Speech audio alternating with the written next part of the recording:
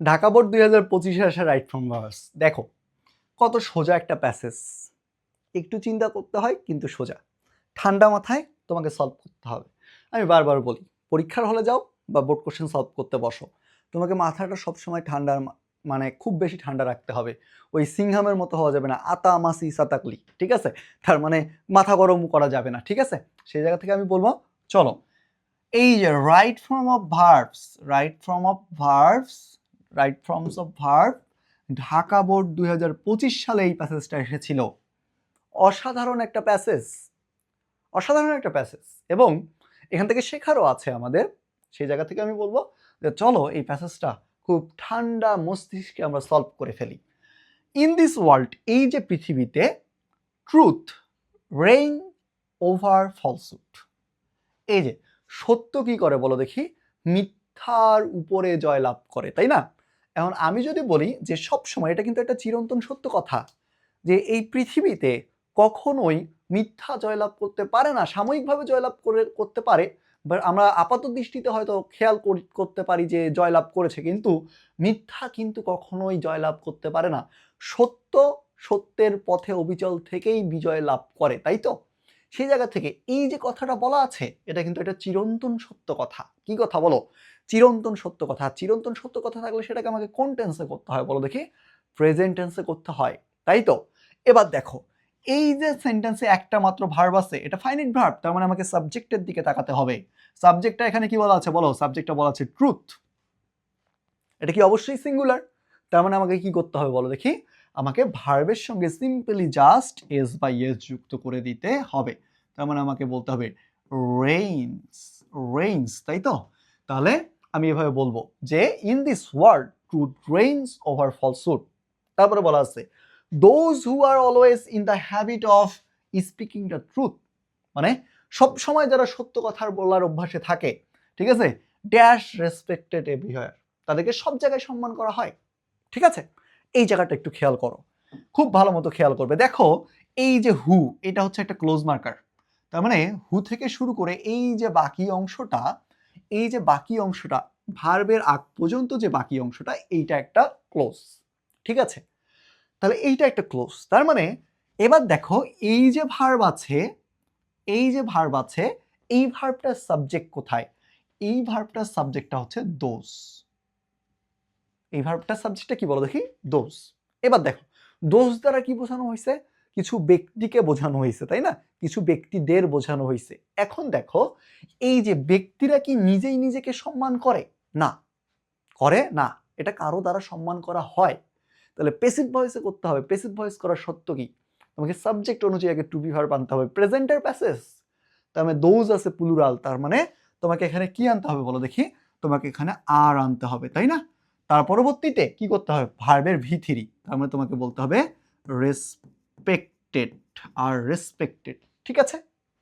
Clear তো নাকি? এর পরবর্তীতে দেখো, but those who are involve in telling lies, ঠিক আছে? তারপরে বলছে কি বলছে? But those who are involve in telling lies shine in life. তাহলে দেখো এখানে বলা আছে কিন্তু, কিন্তু এর পরবর্তী দেখো হু are involve in telling lines, যারা মিথ্যা বলার সঙ্গে জড়িত, তারা কি করে না বলো? তারা জীবনে উন্নতি করে না। করে কি করে না? করে না। এবার দেখো, এবার দেখো, তার মানে এইটা তো একটা ক্লোজ গেল। এই ভার্বের সাবজেক্ট কে? এই ভার্বের সাবজেক্ট হচ্ছে দোজ। এই ভার্বের সাবজেক্ট কে? দোজ। তাহলে তুমি এবার চিন্তা করো, দোজটা কি এক নাকি একের বেশি? একের বেশি, তার মানে প্লুরাল। তার মানে তোমাকে এখানে কি করতে হবে? প্লুরালের জন্য তোমাকে প্লুরাল ভার্ব ইউজ করতে হবে, কিন্তু নেগেটিভে। তার মানে তারা কি জীবনে উন্নতি করতে পারে কি পারে না? করে কি করে না? অবশ্যই করে না। তার মানে প্রেজেন্ট ইনডিফিনিট টেন্সের ক্ষেত্রে তোমাকে কি আনতে হবে? সাহায্যকারী ভার্ব আনতে হবে ডু, তারপরে তোমাকে আনতে হবে নট, তারপরে তোমাকে লিখতে হবে শাইন।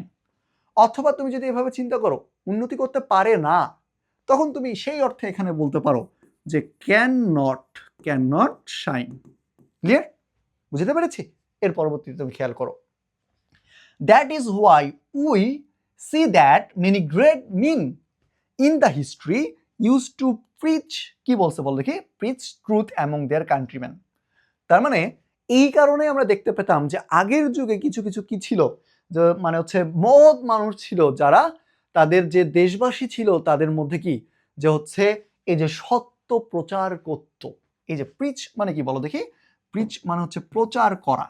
এবার তুমি দেখো প্রিচের আগে কি দেওয়া আছে? প্রিচের আগে দেওয়া আছে ইউজ টু। কি দেওয়া আছে বলো দেখি? Use to. খুব সুন্দর মতো বলেছিলাম যে ইউজ টু যদি থাকে তাহলে তার পরবর্তীতে যে ভার্বটা থাকে সেই ভার্বে তোমাকে বেস ফর্ম বসাতে হয়। তার মানে এই যে প্রিজ যে কথাটা আছে, প্রিজ যে ভার্বটা আছে, এটা যেমন আছে আমাকে তেমনই বসাতে হবে, কোনো পরিবর্তন হবে না না না। ক্লিয়ার? এর পরবর্তীতে দেখো কি বলা আছে, being truthful is essential for our society. Truthful হওয়া মানে সত্যবাদী হওয়া এটা আমাদের সমাজের জন্য ভালো। তার পরবর্তীতে বলা আছে যে it holds the highest value in in make our society কি বলো দেখি বেটার। তাহলে এইখানে একটা জিনিস খেয়াল করো, গ্যাপের আগে কি দেওয়া আছে? ইন। ইনটা কি বলো তো বাচ্চারা? ইনটা হচ্ছে একটা প্রিপোজিশন, তাই তো? আর প্রিপোজিশনের পরে যদি কোনো একটা ভার্ব আসে কি করতে হয়? জিরান্ড বানাই দিতে হবে, ভার্ব প্লাস এনজি বানাই দিতে হবে। তার মানে এই যে মেক ভার্বটা আছে, এই মেক ভার্বটার সঙ্গে আমি আইএনজি যুক্ত করে দিব, বলবো কি যে বলো দেখি ইন মেকিং। ক্লিয়ার? এর পরবর্তীতে দেখো, this quality considered to be one of the essential factors. তাহলে এই যে গুণটা এটাকে কি করা হয়? একটা মানে মানে এসেনশিয়াল বা প্রয়োজনীয় যে বিষয়গুলো আছে সেগুলোর মধ্যে একটা হিসেবে বিবেচনা করা হয়। আচ্ছা, ভার্ব এখানে কি কনসিডার, কনসিডার। এখন সাবজেক্ট কি? This quality. এবার নিজের বিবেককে একটু প্রশ্ন করো যে এই কোয়ালিটি কি নিজেই নিজেকে কনসিডার করতে পারে? না, পারে না। যখন পারে না তার মানে তোমাকে প্যাসিভ ভয়েস করতে হবে। প্যাসিভ ভয়েস মানে টু বি ভার্ব, প্রেজেন্ট ইনডিফিনিটের প্যাসেজ। তাহলে প্রেজেন্টের প্যাসেজ তার মানে এই যে দিস কোয়ালিটি সিঙ্গুলার হবে কি ইজ, তারপরে হবে কি কনসিডার্ড, ইজ কনসিডার্ড। ক্লিয়ার? এবার দেখো তার পরবর্তীটা কি বলা আছে, দ্যাট এম্পাওয়ার আস ফ্রম, মনে হয় এখানে কিছু একটু বাদ গিয়েছে, ঠিক আছে, ফ্রম উইদিন।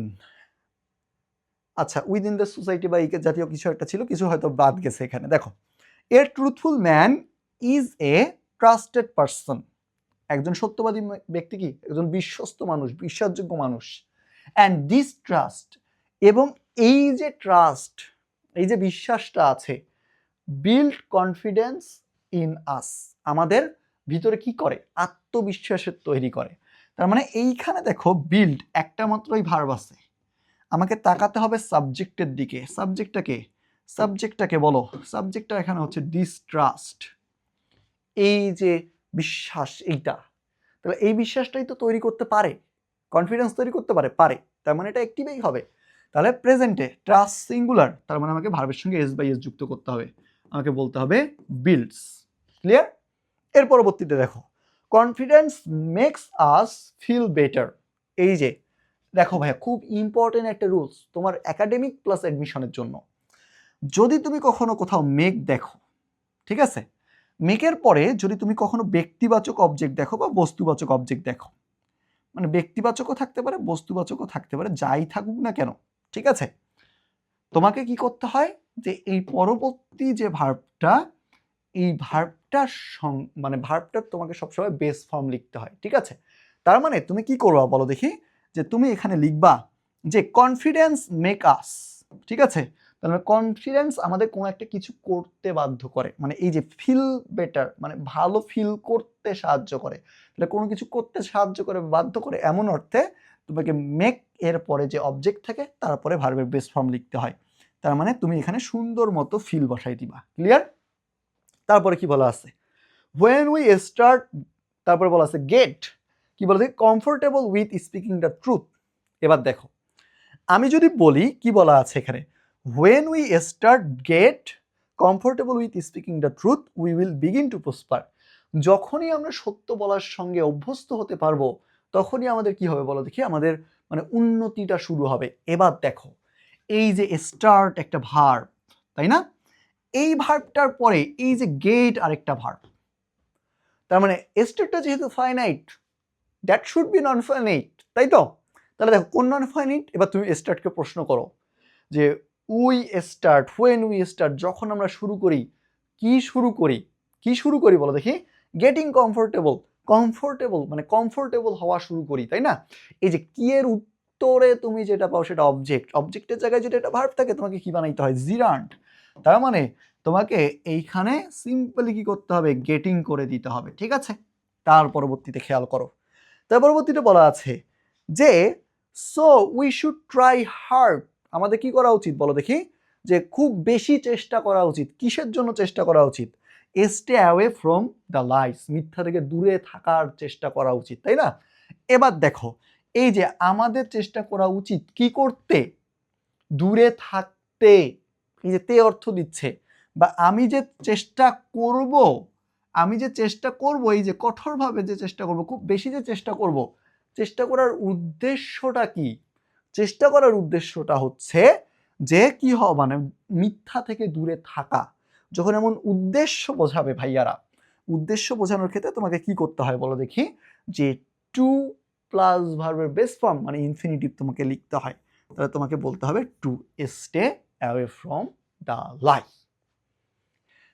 তাহলে তুমি বলো, এই যে ঢাকা বোর্ডের মতো একটা বোর্ড, এত বিশাল বড় একটা বোর্ড, কত সোজা একটা প্যাসেজ দিয়ে রেখেছে, শুধুমাত্র মাথাটা ঠান্ডা রেখে করতে হবে, ঠিক আছে? আমি তোমাদের আরো অনেক অনেক রাইট ফ্রম ভার্বসের এভাবে বোর্ড কোশ্চেন সলভ করাবো, কিন্তু সব থেকে ইম্পর্টেন্ট জিনিস কোনটা? তোমার বেশি বেশি করে বোর্ড কোশ্চেন সলভ করা। তাহলে এই যে ভাইয়া যেভাবে ঠান্ডা মাথায় ধরে ধরে কি করেছে, বোর্ড কোশ্চেন সলভ করেছে, স্টেপ বাই স্টেপ তোমাকে ওইভাবে করতে হবে। যদি তুমি করতে পারো, দেখবে যে তোমার ইংরেজিতে রাইট ফ্রম ভার্বস নিয়ে কোনো সমস্যায় পড়তে হচ্ছে না পরীক্ষায় গিয়ে। তো আজকের ক্লাসটি এই পর্যন্ত, দেখা হচ্ছে অন্য কোনো একটা ভিডিওতে নতুন কোনো একটা টপিকের বোর্ড কোশ্চেন সলভ ক্লাস নিয়ে। আসসালামু আলাইকুম সবাইকে।